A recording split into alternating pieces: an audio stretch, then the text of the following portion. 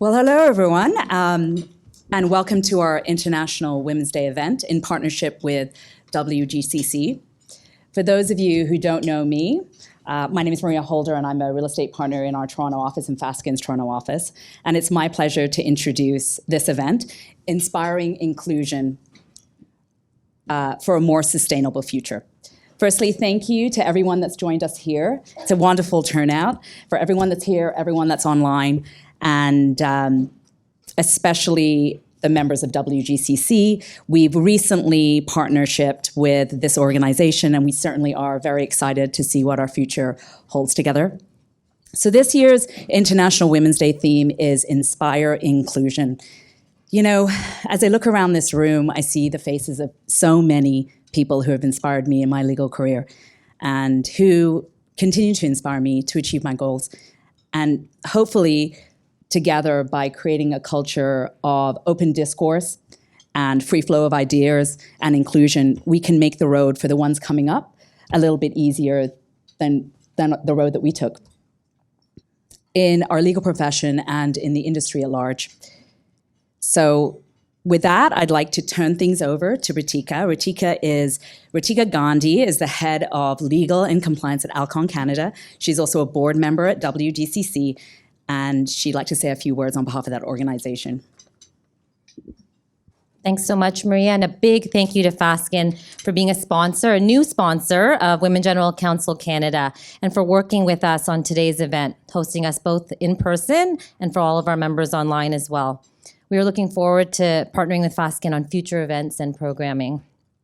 WGCC's mandate is to elevate and connect women general counsel and legal executives across Canada, creating a powerful community that aims to inspire inclusion and facilitate continued growth and opportunities to thrive through knowledge sharing, networking, and collaboration, very much aligned to this year's IWD's theme. Make sure to check out our website to stay on top of upcoming events for our members and new developments, including our creation of industry forums for all of our new members and for those who are joining and have their first introduction to WGCC. With that, I'm pleased to turn it over to Rahat Godil from Fasken to introduce today's panelists and to moderate today's, what I'm sure will be very lively discussion. Thank you, Maria and Ratika. Good afternoon, everyone. Welcome to this discussion on inspiring inclusion. I'm Rahat Godil, a partner in the Dispute Resolution Group here at Fasken. My practice focuses on commercial litigation and domestic and international arbitrations. I am very excited to be moderating this panel today. I'm joined by 4 really amazing and inspiring women. So let me take a moment to introduce our speakers. We have 2 members from WGCC joining us today and 2 members from Fasken. Starting with to my right, we have Arlene Alvares. She's the General Counsel at Siemens Healthineers Canada. Arlene is a senior leader with over 20 years of experience. She has worked in a range of industries from automotive to healthcare and has worked closely with the C-suite as well as global and Canadian business teams. Arlene has a deep knowledge and understanding of complex challenges facing corporations today. Thank you, Arlene, for joining us. Also from WGCC, we have Pam Hrick with us. She's the Executive Director and General Counsel at Women's Legal Education and Action Fund. Pam leads and manages legal activities and daily operations. She works with the board to develop the vision and strategic plan for the organization.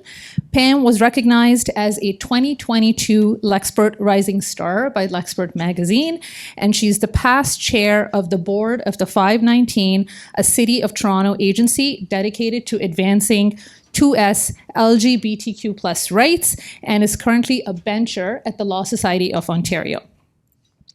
From Fasken, joining me today, we have Sandeep Tatla. She is the Chief Equity, Diversity, and Inclusion Officer at Fasken.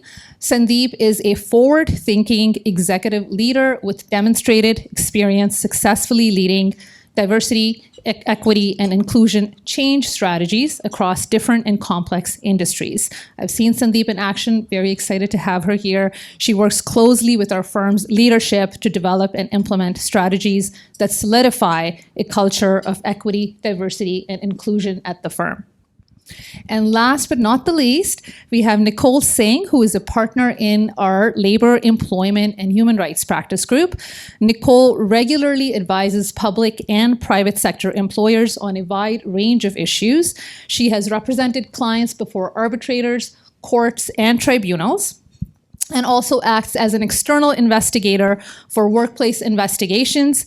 Her experience includes investigation allegations of harassment, discrimination, racial profiling, and other employee misconduct, including matters involving senior leadership. Nicole is also a member of Fasken's Equity, Diversity, and Inclusion Committee and regularly advises clients on achieving a more diverse and inclusive workforce, eliminating systematic barriers. So with that introduction, let's delve into our conversation today. And I want to start with you, Sandeep. I'm going to ask you if you can set the stage for us and tell us, share your perspective on the current, or what has sometimes been described in the media as eroding, changing landscape of equity, diversity, and inclusion in corporate North America. What are you seeing in terms of trends or shifts? Yeah, thanks. And thanks for having me join the panel. And thank you to WGCC for joining us today. So, I think where I'll start really is, in 2020, there was this moment that happened following George Floyd, where we did see corporate Canada, corporate US really start to invest more significantly in issues of diversity and inclusion. We at that point saw teams being set up, we saw commitments being made by organizations, and we saw lots of new discourse, right? There was conversations around anti-racism, anti-Black racism, a whole host of different topics. And if we fast forward now to where we are in 2024, it's been interesting to see where we've come. And I think a lot of organizations have made some good headway, but there's also there's been this increase in polarization in society that we've started to see that's impacting what's going on within organizations as well. In January, the World Economic Forum put out their global risk report. And in that global risk report, one of the top 3 risks they identified was this polarization, the social polarization that's going on. And when combined with another risk factor that they identified, which is the economic uncertainty that we're seeing, those two compounded or conflated, really they highlighted that as a significant risk together. And that all, and some of you in the audience will appreciate this, has been further, I don't think it's been further amplified, but it's been instigated in part by there's a lot of misinformation out there. And so that's another risk that the World Economic Forum identified. So all of these things I set as sort of the backdrop of what's happening within organizations. We don't operate in vacuums. Organizations, are reflective of what's going on in society. And so what we've started to see is that polarization seep into conversations within the workforce, but also within sort of the politics of the geographies that we all work in. If we take, for example, in the US, we've seen in the last 2 years, a couple of significant US Supreme Court decisions that have an impact on affirmative action programming and also on LGBTQ2+ rights. And that has left a lot of organizations thinking about specifically around the affirmative action decision, because they overturned affirmative actions within academia, and that does have implications for workplaces on some of the goals that they're setting around representation, around hiring goals. And so a lot of organizations in the US are questioning whether they can actually do their diversity programming in the way that they've done it in the past. And then we also see in the US, across a number of different states, there's been legislation that's been put into place that actually bans diversity training or diversity offices in different organizations, mostly public organizations, so universities, public institutions. And so that's having a spillover effect in the states where, there may be corporate headquarters, but also more generally on the dialogue. And I probably don't have to tell you, when you open the newspaper or, you look at social media, there's a lot of people talking about diversity, lots of celebrities, Elon Musk. There's a number of people. It's a hot topic. Everyone has an opinion. And that does have an impact around how and what organizations think they should be doing. And now, we're heading into elections in the U.S., and we know from the history of previous elections, diversity is a hot topic. And people have specific views one way or another on this. And so what that means that we're seeing, one, I know we're in Canada, so they're like, why are you talking about the US? But we are highly connected as Canada to what the social dialogue in the US is. Many of the organizations online or in the room may be headquartered in the US or have significant operations in the US. And so, they aren't immune to some of what they're hearing. And what I'm seeing in terms of what's happening in the diversity space and with business leaders, there's a bit of paralyzation going on because people don't know what to do, because you've got sort of the polarized views manifesting themselves within the workplace. And what we do know, and what's clear still, what hasn't changed, is that the data around the benefits of diversity still exist, right? We know, and we'll probably talk about that, so I won't get into that.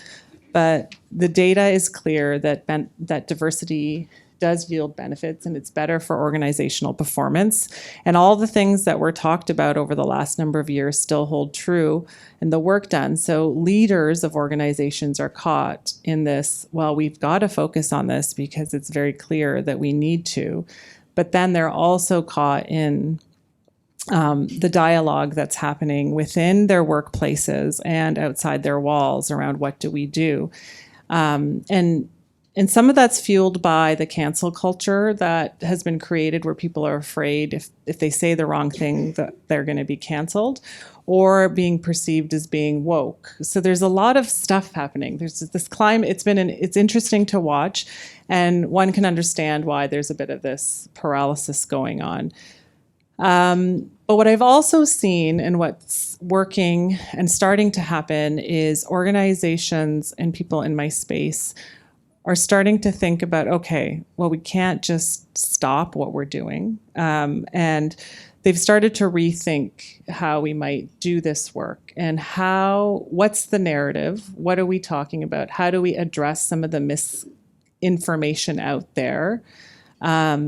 And maybe we do need to rethink how we do this work a little bit, because if we are in a polarized environment, we've got to figure out, actually, part of what the role of EDI should be is to bring people together within the organization so that that polarization doesn't spill out into the workplace and lead to things that our friend Nicole is dealing with, is the complaints.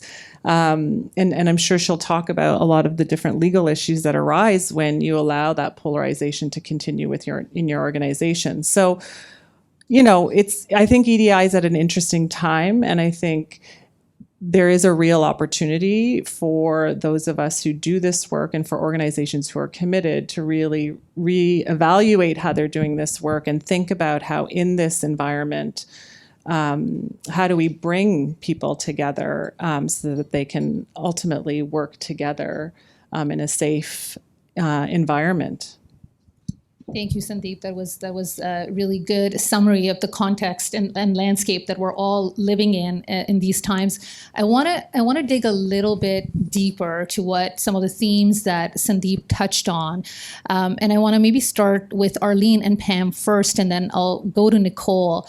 It would be great if both of you can share with us what you're seeing in terms of some of these trends and shifts, whether in your organizations or in the industry generally, and also if you can speak to expectations from your stakeholders, and what are some of the risks if we do give in to this sort of pushback that we're seeing. And even though some of it is happening in the U.S., as Sandeep mentioned, there are ripple effects, and sometimes it takes time before you sort of see the same impact in Canada. So if you can speak to what you're seeing, and maybe Arlene, I'll start with you, some of the risks of giving in and expectations from your stakeholders. So the risks that I'm seeing or that we're seeing in Canada are really important because we are part of a global organization, and there are differences between what we necessarily may be seeing in laws. I mean, EDI is not necessarily just a moral view. There are legislated requirements for equity and diversity in many jurisdictions that we as a company, if we fail to promote that or implement those things, creates additional risk. And as lawyers, we're often part of the investigations, the HR matters that come in for the complaints, as well as setting up the training to ensure those risks and the expectations of the legislation are understood on the legal liability side. Stakeholder-wise, the shareholders now we are listed on the German Stock Exchange, and under the EU, it's a very, very high level of expectation for all EDI as part of the larger social, environmental aspects that every company should be doing. So the moral compass of companies is heavily looked at by global shareholders and stakeholders with high levels of reporting and expectations. So we fall into a much larger matrix, not just as a Canadian organization. What's interesting on what's being polarized is we report currently into the US. So that also, we tend to see the difference in some of the other jurisdictions and views. But as an organization, we really are, I'd say, leaders and trying to be leaders from the EDI perspective, and have set up in Canada alone 9 separate groups for, it's basically resource groups for Women's Impact Network. For example, at Siemens, I founded that for women in Siemens in Canada. There's a Latin American group. There's an LGBTQ group. So we have all of those to get together. But what I see as the risk, and take out the legal stuff, is trying to bring to the table, why do we have these groups?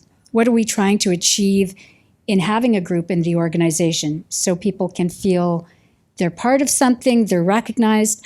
Yes, but how do we improve communication between the groups? That's where the diversity and being at the table is more important to me, because I've seen through my career shifts from trying to fit in as a person that is a woman in an all-male law firm sector, to being a person of color, to being various aspects where I just tried to be small. I just wanted to fit in. And now we have these groups that are starting, and people are finding their opinions safe in these groups. And there's a safety in talking to people who understand you. But the bigger cultural issue in companies is, how do you get those groups talking to each other and not sticking to their groups, and not just doing things to check a stakeholder box. Yeah. That's the voice that I try to bring to it. Oh, and I have a disclaimer. My company wants to make sure I also say any opinions expressed here are my own opinions and not the opinions of my company, which is fine. This is a safe space for everybody in the room, everybody online. This is a safe space, closed door discussion. Whatever is discussed here stays here. Arlene, you touched on a few interesting things, and so would you say there's sometimes conflict? I heard sort of two areas. You talked about shareholders, and to some extent, shareholders are really concerned about these issues, and diversity is a hot topic. But we're also living in economically challenging or uncertain times right now, and there are those economic pressures and focus on the bottom line.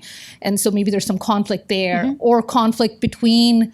As you said, there are all these different groups, and there are lots of things we're talking about, but sometimes with this, there's conflict and polarization between what the groups are demanding.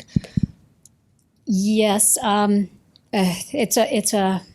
is a really, really complicated area when we dig deeper. And I think what we have to do with what's being polarized is dig deeper. And that's where, coming to the boardroom table, I personally try to foster a culture of speak up, and don't be afraid to speak up. And I will say that we still live in an environment where there are consequences, and that's the reality of companies of speaking up. And that's what's got to change, because we can tell people to speak up and feel comfortable, but companies still have EDI as part of looking and doing the right thing as a company to attract talent, but it's digging deeper underneath that level, because people are individuals, and as times are getting harder, economically, we are in a very hard time post-COVID for jobs, layoffs, and when that happens, people start going back into themselves, and they become more selfishly motivated, and it's hard when you're in companies to not realize that these people are not the company. They're people. They have their own views. They have their own opinions, whether they want to share them publicly or not. And we see that coming out. And that's where we need to, I think, break down the polarization, because people will find like-minded people and become stronger, whether their views are good or not, and whether they help a company. So I think it's important to continue to call things out where you can. And for Ted Lasso fans, I believe in being curious. Be curious, because that's what we should be doing to try to understand other people's views. And I've caught myself feeling offended when somebody's asked me a question, thinking, whoa, but they truly didn't understand something, and they weren't asking it to make me feel different. They were actually, and I think that curiosity is necessary to understand other people without the cancel culture. The cancel culture has had such a negative impact where people are actually afraid to ask a question to not offend somebody. And we need to start learning more, in my humble opinion. So. Thank you, Arlene. Pam, do you want to tell us what you're seeing in your perspective on stakeholder expectations and risks of caving into this pushback? Yeah, absolutely. So I come at this conversation from a place that's a little bit different than other folks on the stage. I lead an organization as non-for-profit, small non-for-profit. Its mandate is to advance the equality rights of women, girls, trans, non-binary people. So I don't see within our own organization the same kinds of shifts that folks who are working for larger corporations are probably seeing, and those tensions internally developing and having to be worked through. But what we certainly see is, to speak to your point, it's not simply in the U.S. that we're seeing these sorts of, I'll call it kind of the rise of the right, backlash against progress, against EDI. It's happening here. As well. We're not immune, and we have political leaders who are speaking of woke ideologies, denouncing woke ideologies that are really laying into divisive politics, which are impacting people and organizations across the board here. As well. I want to sort of highlight in the professions too, in the legal profession. We saw last year in our venture elections of the Law Society a slate of candidates running on the tagline, "Stop Woke." So we have to sort of grapple with that within the profession as well. And I think one of the things, speaking of the role that folks might have to play in pushing back against some of this backlash, I think we as lawyers in this room and online have professional obligations that stem from occupying very privileged positions in society.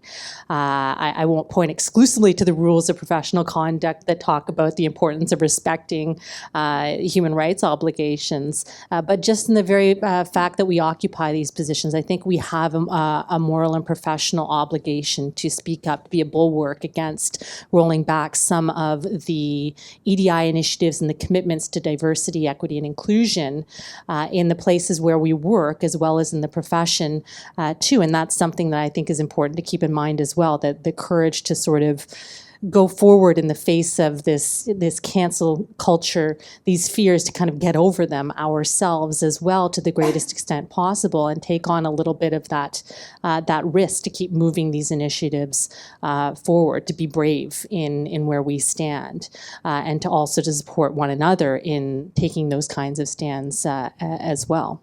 I think that the risk from that business or corporate or even just running an organization perspective of not leaning into that, not doubling down on that commitment, is that we are going to, you'll see an exodus of talent. And I think that's probably a very trite point to most folks in this room. If you're not demonstrating a corporate or organizational commitment to EDI, you're taking off the table a whole segment, a large segment of the population that isn't going to want to engage with the organization because of a lack of alignment of values, a lack of ability to see themselves there, thriving there, to understand that they will be supported in that culture. And that's to the detriment of any organization. Thank you, Pam. I'm going to turn now to Nicole. Nicole, I know you're passionate about EDI, and you obviously work with clients, a number of different clients in different industries. What are you seeing in terms of trends, and if you can share your perspective on expectations from different stakeholders? Sure, thanks, Rahat. So what I would say, and my colleagues in the Labor and Employment Group would certainly attest to this, what we saw in 2020, Sandeep, you raised that being the year where we saw a rise in EDI, we certainly got a lot more phone calls from clients about EDI, from how do we create a more inclusive environment to what are our privacy obligations if we collect data around gender or around race, what are the potential legal risks of collecting this information. And so I would say almost on a weekly basis, we were getting EDI-related questions. And what that demonstrated to me is that organizations were moving past EDI is a nice thing to do to really embracing the values of EDI and how it can actually impact positively an organization. And so I think the same remains true today. We're still getting a lot of these types of questions, which I think demonstrates a continued commitment to EDI and support for EDI within workplaces. Certainly within the Labor and Employment Group, in response to this increased demand for this type of legal advice, we have created a sub-practice group, EDI-related sub-practice group, to respond to these types of questions. Certainly from clients, we're still seeing RFPs where clients are demanding that our client service teams are reflective of the broader community that we work in so that they reflect diversity. So I'm certainly still seeing it as a labor and employment lawyer. I'm still seeing a commitment to EDI, which is positive. Sandeep, well, a number of panelists have talked about what we're seeing south of the border. Of course, there's a lot of, I would say, strong language and pushback against EDI from Sandeep. You mentioned Elon Musk, who I think the words were "EDI needs to die," or other organizations that are really dismantling their EDI teams or EDI initiatives. And the Supreme Court decision was raised on the panel on affirmative action programs, and I think that in the U.S. is a big part of why we're seeing a little bit of a pushback and rolling back of EDI initiatives. I think there's a lot of concern of being on the wrong side of the law. The Supreme Court in the U.S. said that it's unconstitutional to take racial preferences or look at students, their racial identities, and making decisions based on that. The Supreme Court went as far as saying that it's against the constitutional history of the U.S. to make those types of choices. On this side of the border, I think there is a little bit of a different legal landscape. If we're talking from a legal perspective, certainly our charter, Section 15, and our human rights legislation not only recognizes special programs that protect EDI, but actually protect them against attack from people who are not necessarily supported by EDI initiatives. So where there is a program in place that is designed to help or ameliorate the position of disadvantaged or minority groups, provided that there's data to reflect that you're doing something about that your program is designed to ameliorate that problem, then there is legislative and case law support for those programs. So I'm hopeful that because we don't have the same necessarily legal pushback, organizations in Canada will be far more inclined to keep in pace with the EDI initiatives that they've created and continue on that path. I love the optimism, Nicole, in your remarks. I think what I'm hearing about from all of you and what you've touched on is, there's different expectations. We don't want to give in. Sometimes these expectations are not necessarily aligned. We've touched on talent. We are dealing with diverse talent pool. Employees today are not just happy with the paycheck. They are asking for more. We've talked about cancel culture, and there's issues around our customers and clients and how do we serve them best. And there's these reputational concerns and risks that we've talked about. We have also touched on conflicting shareholder and investor demands as well. I want to ask you, Arlene, and I know that folks in the room and online are not all just Canadian-based organizations. They're sometimes involved in global organizations, or they are headquartered in the U.S., and so we are all impacted.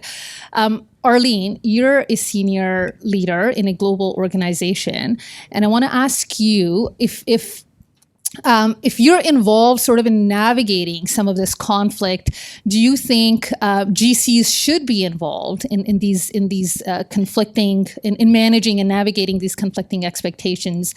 And if you have any guidance for General Counsel in how do you navigate the conflict and while pushing forward this agenda? Well, I think it's a privilege for me to be a voice at the boardroom table. And I think for all GCs and people aspiring to get to a level, having that seat at the table is it's a real opportunity to address some of the topics. I don't know if other people have this experience, but in-house, but as a lawyer, people tend to come to me and just share things that they wouldn't otherwise say that concern them. And I use that opportunity on a confidential basis to raise the issues at the table and to politely suggest when conversations are happening to perhaps look at things from a different perspective. And I think lawyers are trained to weigh options, to see the other side of the coin, to be devil's advocate. And I think you're probably in the best position to weigh in and give the other side voice so that your business is making an educated decision. I think that's what we do every day as legal advisors and as C-suite advisors, are to make sure that the business are at the end are making educated, well thought out decisions and informed decisions. So sometimes there are events. Let's talk. Let's bring this to reality. There are events that happen. And let's, for example, talk about Black History Month. There was an event that happened where there was Jamaican patties brought in, Carabana dancers dancing, and some of the members who were Black were encouraged to go up and dance. From their perspective, I got the feedback of, what was that? Which was an interesting perspective. And it's Black History Month. Is the idea to make everyone think that we're dancers and wear scantily clothed things? Why don't we talk about some of the real issues that are on the table happening? And rather than somehow, and it was taken in a negative way. And I appreciated that someone felt okay to express that opinion to me. And you have to bring it to the table to give that other perspective, because people trying to do these things as well are actually trying to do good things. And remember, they're not trying to insult people. I think that's the whole thing of give the other perspective, let other people weigh in, and at the boardroom, we think as a company we're making good choices, or these groups, start asking the other groups, start asking the members, and get a broader perspective. And I think raising the challenges and asking, what are we trying to further here by this? Are we furthering communication as an organization? Are we furthering, is this how we want to do inclusivity? And asking harder questions in a very diplomatic way that not necessarily everyone can bring. So I think we have a great role to play to kind of bring those things up in a balanced perspective. Yeah, what really is the goal, and how does this fit in with the strategic goals of a company?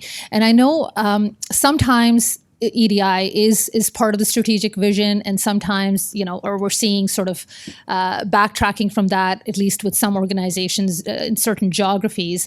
Pam, I'm going to ask you, what if you can share your views on whether this should, and sometimes this is part of the formal mandate of general counsel, and other times it's not. And even if it's not, when you're a woman or you're a person of color, we have all been there, you're expected to contribute, and you're expected to lead these initiatives or have an opinion and at least guide the organization.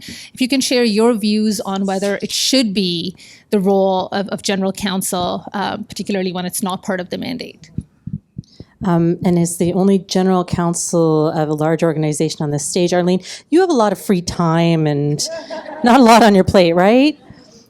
And when you're asking a GC who, especially if they don't have it as part of their mandate to take this on, it's one thing to say that a leader in an organization like a GC has an overarching obligation to bring an EDI lens to their work, to their hiring, to the way that they manage their staff, the way that they contract out work.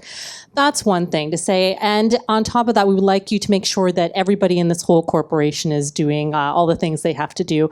That is, it's entirely unacceptable. It's setting somebody else up for failure. And it also doesn't take into account the fact that there are different, though not mutually exclusive, skill sets that are required to be, I think, an effective GC, and to also ensure that an organization is meeting its obligations to ensure equity, diversity, inclusion is woven into the fabric of the organization. If you don't even have a mandate to do that, you don't have a mandate to do that in your job, you don't have a mandate organizationally to do that as part of your strategic plan, anything you're doing on top of that is simply window dressing. I think it's totally unacceptable, and you're setting people up for failure. So anytime, I think if organizations are going to try to seriously say that we are committed to EDI, we're committed to attracting the best diverse talent, we are committed to ensuring that we have an organization that reflects the values that are inherent in EDI, there has to be a budget, there has to be staffing and resources,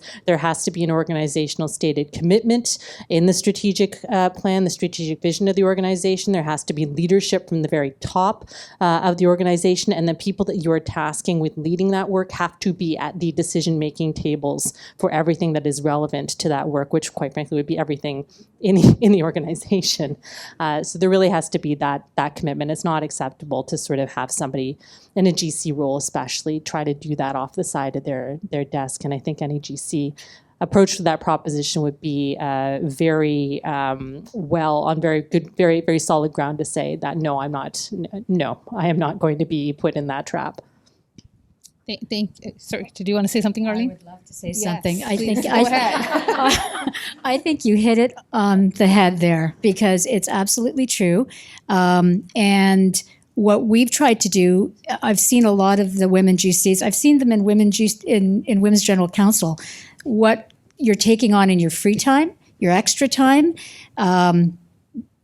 we as women go above and beyond. And we are striving to do it right, to do it well, and we take these roles hugely personally and bring our passion to it, quite often at the expense of our own bandwidth, at the expense of our family, our downtime, our weekend time. And I think it's really important to say that, like, what we've done now is be an executive sponsor. Have the initiative happen, but make sure that you've got the budget for it. Make sure you have the buy-in so you can do it right, but then get a committee. Engage other people, and engage people, men and women, get that group together to do the initiatives. But you're right. Sometimes it's a lonely thing when you are the only one trying to push the initiatives. And I've had multiple different CEOs and CFOs I've been there like 21 years in different businesses. And it also depends on who's in charge, whether they support you or not. And it can turn on a dime. It's like politics. And I've always said, there's good companies, but so much of our job depends on a good manager. And if you're a good manager and you have the right leaders, run with it, get your budget in, and don't fully take it all on for the work. You are there to bring your intelligence, your ideas, and your position of strength to help other people advance and work with you. Thank you. Can I add, just on the GC piece, I think if it sits also with the GC, the organization sending a message about what diversity is, it's a compliance and risk management activity versus is it actually integrated, like you said, to the strategic vision of the organization, the strategic plan, and then exactly what Pam said, then all the resources should align. And for sure, the GC should have some accountability for diversity, but so should the chief marketing officer, so should the CHRO, so should the chief risk officer. Like all of those roles would have the same accountability. And I think the other little bone that I would pick is I don't think putting women or people of color in the role is necessarily setting that individual or the function up for success. For sure, those of us with lived experience have a perspective that others do not, but that can't be the sole criteria. And we see that time and time again, that the people pegged for those roles and why we're now maybe seeing a lot of GCs taking on those roles is because we do see a lot of women GCs, right? And so then it's this natural like, oh, well, she's the right person for that. And so organizations that are serious about that would do all that Pam has said. And I would like to say that at Fasken, they have done that. So just a little plug. Thank you for that, and I think this is a great segue into one of the goals we wanted to cover today, which is talking about some practical strategies. I think what you have heard so far is we're living in interesting times. There's uncertainty. There's a lot of tension. There's a lot of polarization. But I think it's fair to say that EDI is not going away. And I think it would be a mistake to think that it is. Any organization that wants to continue to maintain its competitive edge, we want to continue to innovate, we want to continue to have diverse talent and attract and keep our customers, I think it would be a mistake to think that you don't need to focus on this anymore or give in to some of the pushback that we have seen. So I think what I want to do in the time that we have left is ask each of our speakers for any practical tips, advice, and I know you got into some of that already, but any other practical tips or advice you have in terms of how do we do this effectively? How do we get it right? I mean, the question, that was one of the comments that was made. We have to do this right. We have to do this effectively. In the current climate that we're dealing with, are there specific areas to be prioritized? And maybe Nicole, you can lead us off and we'll go around the table. Sure. So, of course, I'm not a GC, but one of the things that I have thought was pretty impressive, I think of two clients in particular. So I'm going to talk about it from the side of somebody outside the organization who is seeing how an organization demonstrates its commitments to EDI. So one client I'm thinking about, every time I get a new matter from them, we have to fill out a questionnaire, an EDI questionnaire that sets out who's the lead lawyer, and they give various categories that you can check off that are EDI related, and anyone who's going to be working on the file. And I thought that was a pretty tangible way to hold yourself accountable for your EDI efforts to ensure that external counsel are diverse.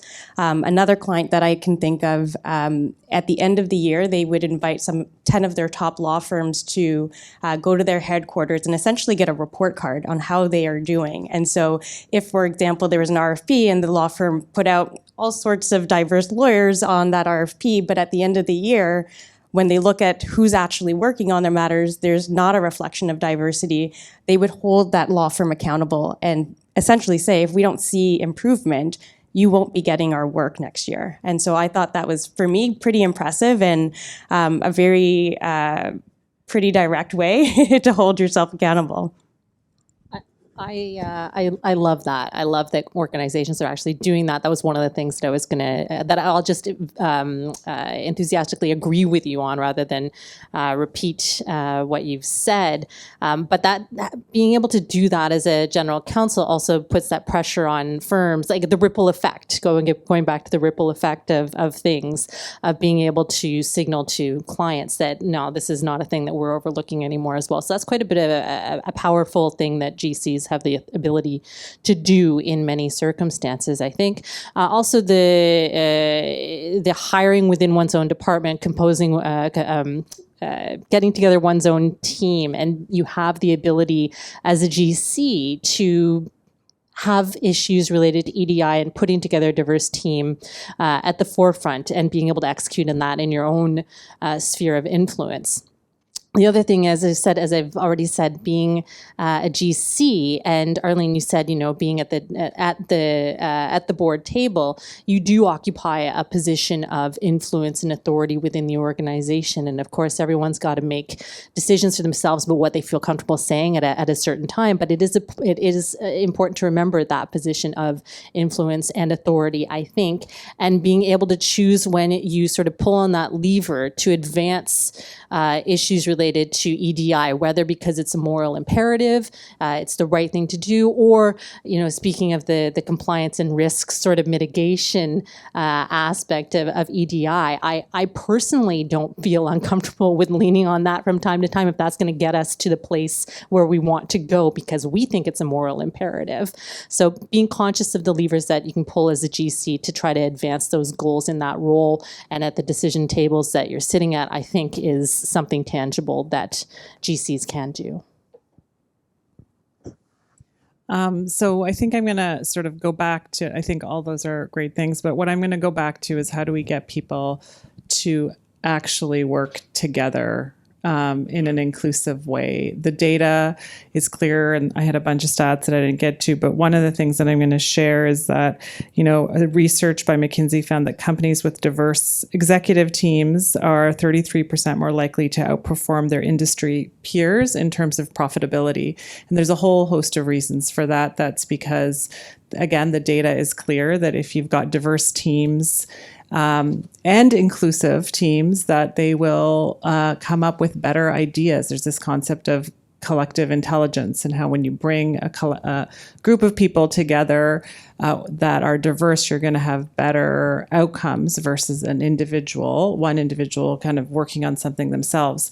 So this idea of getting people who are diverse to stay together, work together in a productive way, I think can help us move from some of this polarization. And some of the way that we have to look at this, and it's going to build on Arlene's example of the event. But, I say this a lot to different people I talk to.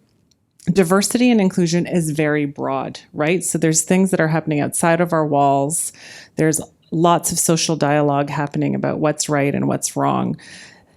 That is all diversity. But then there's this concept of workplace diversity, which is a subsection of that. And there's I always think about it as a Venn diagram. There's a bit of an overlap, right? There's things that organizations need to do that encompass workplace diversity, and then there's all this diversity stuff. There's this overlap in that. Not everything that anyone talks about outside needs to happen in our workplaces for us to be diverse and inclusive. When we talk about workplace diversity and inclusion, we are talking about doing those things that are going to enable us to reach our business objectives. And I'm talking about a for-profit organization here, but it aligns with a nonprofit, what your goals are. That's what we should be focused on as organizations. And that should be driving the actions that people are taking around this. And that should be driving our conversations internally about diversity. Because there's a lot of things we can be talking about, right? What's wrong? What's more, there's a ton of stuff. Some of that doesn't need to seep into our workplaces, right? The stuff that needs to seep in are the things that are actually going to enable us to perform better. And at the end of the day, we all come to work and we want to do our best, and we want to feel safe in the environments that we work in. We want to feel valued. We want to feel like our contributions are valued.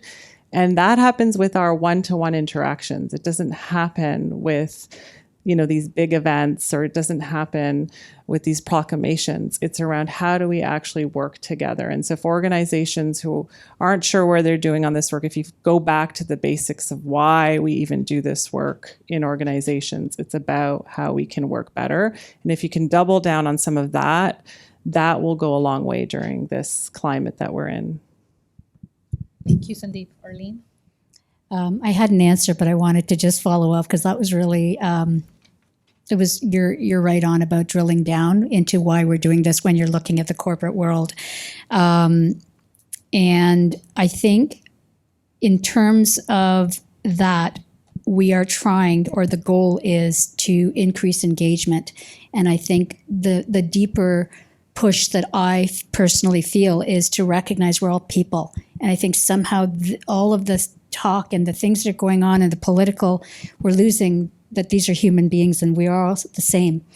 And there's differences, but there's the commonality of engagement in an organization to learn about the other as a person, learn about their differences, their experiences, and have a culture that's open to hearing people's experiences, which I think drives engagement. It drives a better community. It drives just better teams to work together when they feel that safe space. And psychological safety is a big issue right now, I feel. I think it has been, but I feel it's growing with tensions from a whole bunch of things, whether it's political or inflation or cuts.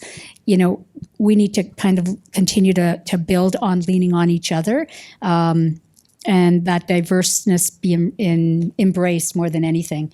For tips for GCs, what I look at is the circle of influence and the circle of control. So I influence whenever I can in a bold way. I'm open with my thoughts.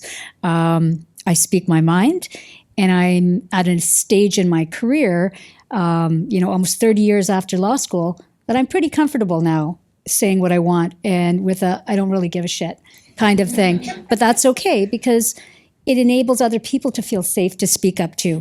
Circle of control, putting out RFPs to law firms, asking about who's going to staff stuff, or whether it's a project or whether it's on our retainer agreements is really important.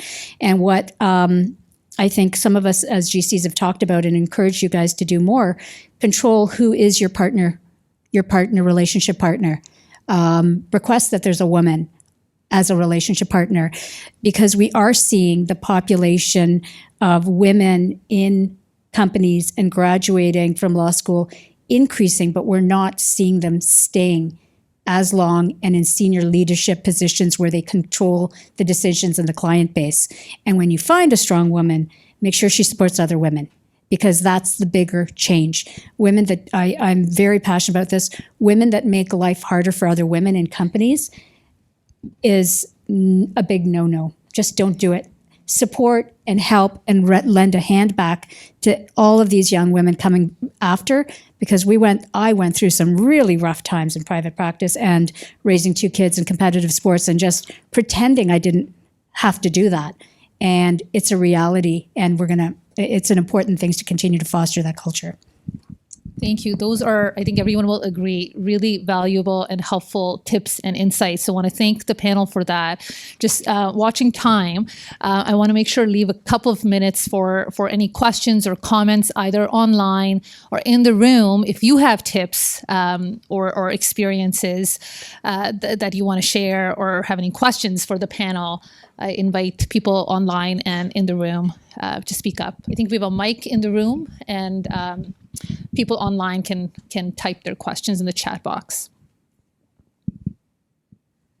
No, none. Is there anything online? No. Okay. Well, I want to thank everybody, and I'm going to invite Alix and Ratika back to the stage for concluding remarks. I'm Alix Herber. I'm chair of the Ontario Women's Network here at Fasken. I'm also a partner with Nicole in the Labour, Employment and Human Rights Group. And I want to thank you, panelists, for joining us today. This has been a really informative and interesting discussion. I hope everyone online and here today enjoyed it. I want to wish everyone a very happy International Women's Day. I think we've learned that we all have to recommit to EDI, and that creates an inclusive environment. So, Ratika. Thank you so much. Just again, on behalf of WGCC, thank you, Fasken. Thank you for all of our participants and for all of you to show up, be engaged in the discussion, help us all inspire inclusion. I think we heard and we can all agree that this is not a topic that we just talk about on this one day or in preparation for this day. It's an ongoing discussion. It really is something that we all need to be mindful of and make sure that it's embedded within the fabric of our organizations, to quote Pam and how she so eloquently meant that with the mandate that she puts forward with her organization. So thank you again, everybody, and hope you all have a good rest of the day.